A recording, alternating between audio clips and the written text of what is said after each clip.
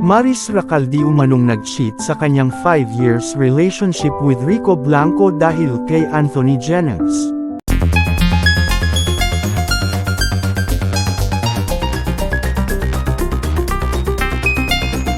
Naging bukas si Maris Racal sa pagkwento ng naging relasyon nila ni Rico Blanco at kung ano ang nagbago sa paglipas ng panahon.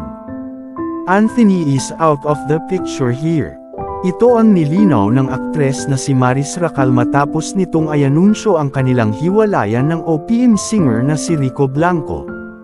Pero once and for all na lang din, I'm sure kasi after your being open about your situation, maraming magtatanong dahil nga nag-click yung anunyo ni Anthony. Baka madamay siya at isipin ng mga fans na may kinalaman si Anthony sa breakup, saad ng interviewer. Anthony is out of the picture here.